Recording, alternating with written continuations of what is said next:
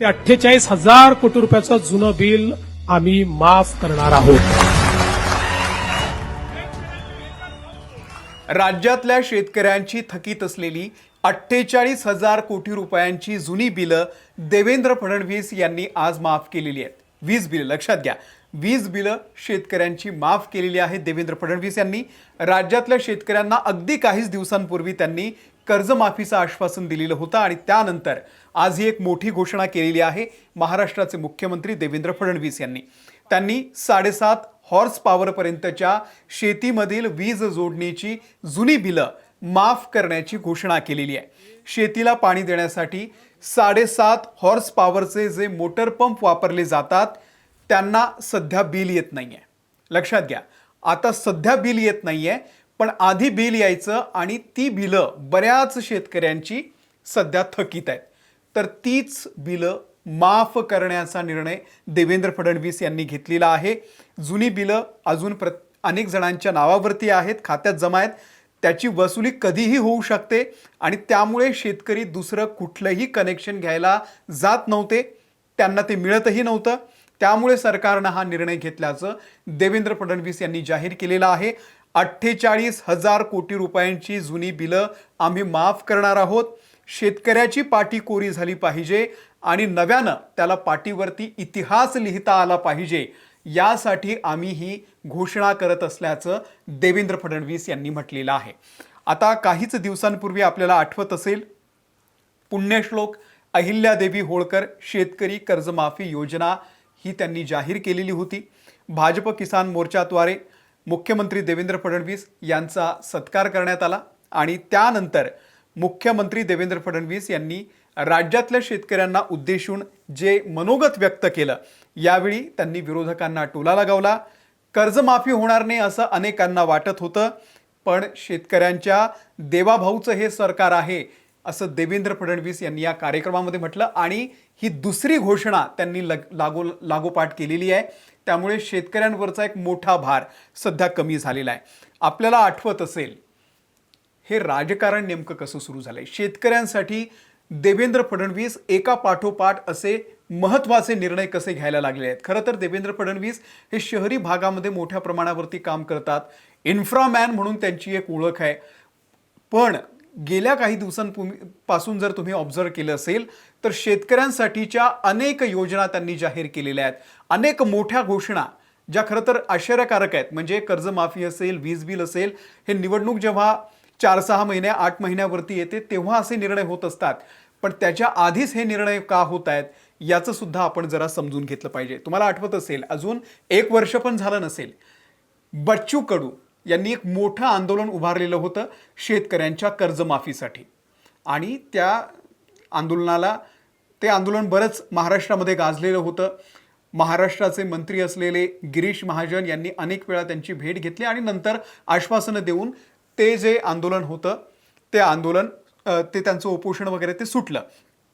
त्यानंतर काय झालंय तर विधान परिषदेवरती तेच बच्चू कडू आलेले आहेत आणि बच्चू कडू आल्यानंतर एकदम शेतकऱ्यांसाठीचे जे निर्णय आहेत ते देवेंद्र फडणवीस यांनी घ्यायला सुरुवात केलेली आहे. आता बच्चू कडूंना विधान परिषदेवरती कोणी आणलंय तर एकनाथ शिंदे यांनी आणलेलं आहे. त्यामुळे या सगळ्या पुढच्या काळामध्ये ज्या घोषणा होणार होत्या त्या देवेंद्र फडणवीस यांनी आतापासूनच घ्यायला सुरुवात केलेली आहे. आणि त्याचं दुसरं कारण म्हणजे राज्यामध्ये सध्या म्हणजे आपला कोकण पट्टा किंवा पश्चिम महाराष्ट्रातले काही जिल्हे जर सोडले तर विदर्भ आणि मराठवाड्यामध्ये मोठ्या प्रमाणावरती अजूनही दुष्काळ आहे.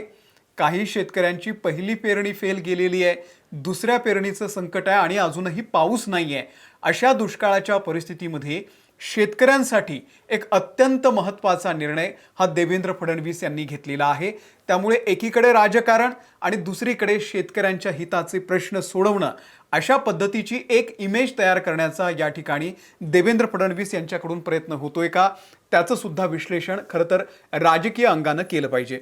लक्षात घ्या, देवेंद्र फडणवीस यांनी या भाषणातून आज जी घोषणा केली त्यावेळी त्यांनी जे मनोगत व्यक्त केलेलं आहे, भाषण केलेलं आहे, ते फार महत्त्वाचं आहे. देवेंद्र फडणवीस म्हणाले की खरं तर पहिल्यांदाच असं घडलं असेल म्हणजे महाराष्ट्राच्या इतिहासामध्ये किंवा कुठल्याही सरकारच्या इतिहासामध्ये की कर्जमाफीचा निर्णय कुठलीही निवडणूक डोळ्यासमोर नसताना घेण्यात आला. मागच्या निवडणुकीमध्ये आपल्या जाहीरनाम्यामध्ये शेतकऱ्यांना कर्जमाफी देण्याचं आश्वासन आम्ही दिलेलं होतं. त्यानंतर खूप चांगल्या पद्धतीनं महाराष्ट्रामध्ये आम्हाला यश मिळालं. म्हणजे जनतेनं सुद्धा भरभरून त्यांना मतं दिली. आपल्याला माहिती आहे किती मोठ्या बहुमतानं भाजप शिंदे सेना ही निवडून आलेली आहे आणि त्यामुळे जिल्हा परिषद, महानगरपालिका, नगर परिषदा या सगळ्यामध्ये निवडणुकीमध्ये भाजप आणि महायुतीला भरभरून यश मिळालं. केवळ राजकीय विचार केला असता तर समोर कुठलीही निवडणूक उरलेली नाही. त्यामुळे 2029ला लोकांसमोर जायचं आहे. त्यामुळे जानेवारी 2029 मध्ये कर्जमाफी करू अशा प्रकारचा राजकीय विचार करता आला असता. म्हणजे मी मगाशी जे सांगितलं की जेव्हा निवडणुका असतात साधारणतः महाराष्ट्रामध्ये विधानसभेच्या निवडणुका या ऑक्टोबर-नोव्हेंबरच्या दरम्यान 2029 मध्ये होणार आहे आणि एप्रिल-मेच्या दरम्यान साधारणतः लोकसभेच्या निवडणुका होतात. तर आम्ही ही घोषणा जानेवारी 2029 मध्ये सुद्धा करू शकलो असतो हे देवेंद्र फडणवीस यांनी सांगितलेलं आहे. पण अशा कोणत्याही निवडणुका नसताना किंबहुना लोकसभा, विधानसभा, महानगरपालिका, नगरपालिका या सगळ्यांमध्ये आम्हाला भरभरून लोकांनी मत दिलं. आमच्या जाहीरनाम्यामध्ये कर्जमाफीची घोषणा आम्ही केलेली होती. त्यामुळे आश्वासनपूर्ती आम्ही आता करतो आहोत. आम्ही जो शब्द दिला होता तो शब्द पाळतो आहोत हे या ठिकाणी देवेंद्र फडणवीस यांनी सांगितलेलं आहे. कर्जमाफी असेल, शेतकऱ्यांच्या हिताचे निर्णय असतील, हे निर्णय राजकारणाशी संबंधित नाहीत. शेतकऱ्यांचं हित बघता कुठल्याही गोष्टीमध्ये शेतकऱ्यांसाठी कुठला निर्णय घ्यायचा हे महत्त्वाचं असतं. खरं तर अनेक लोकांना वाटलं होतं की सरकार कर्जमाफी करणार नाही, आपण आंदोलनं करू, आपलं दुकान चालू राहील, प्रसिद्धी मिळत राहील. पण त्यांना माहीत नव्हतं की हे महायुतीचं सरकार आहे, शेतकऱ्यांच्या देवाभाऊचं सरकार आहे. आणि त्यामुळे देवेंद्र फडणवीस यांनी 2 मोठ्या घोषणा केलेल्या आहेत या काही दिवसांमध्ये. त्यातली ही एक मोठी घोषणा आहे की शेतकऱ्यांचं वीज बिल जे आहे 48,000 कोटी रुपयांची ही सगळी थकीत बिलं आहेत ती आम्ही माफ करत आहोत आणि शेतकऱ्याची पाटी कोरी झाली पाहिजे तरच तो नव्यानं काहीतरी इतिहास घडवू शकतो, त्या पाटीवरती इतिहास लिहू शकतो असं वक्तव्य त्यांनी केलेलं आहे. लक्षात घ्या यामध्ये थोडंसं राजकारणही आहे. राजकारणाशिवाय कुठलेही निर्णय होत नाहीत. त्यामागचं नेमकं राजकारण काय ती मगाशी मी तुम्हाला सांगितलं की बच्चू कडू यांचं आंदोलन, बच्चू कडू वर्षभराआधी सरकारच्या विरोधात आंदोलन करत होते, ते आज सरकारचा भाग झालेले आहेत. परंतु ते एकनाथ शिंदे यांचे आमदार म्हणून विधान परिषदेमध्ये गेलेले आहेत. त्यामुळे यामागे बरंच काही राजकारण आहे. महाराष्ट्रामध्ये सध्या काय सुरू आहे आपल्याला माहिती आहे. एकनाथ शिंदे आणि दुसरीकडे देवेंद्र फडणवीस हे सगळं राजकारण आपल्याला काही नवीन नाही आहे. महाराष्ट्रामध्ये 3 चाकी सरकार आहे. पण या 3 चाकांचं नेमकं काय चाललेलं आहे आपल्याला माहिती आहे. दिल्लीमध्ये ज्या वाऱ्या होतात सारख्या एकनाथ शिंदे यांच्या, त्याविषयी सुद्धा बरीच तर्कवितर्क सध्या आपल्याला लढवले जात आहेत.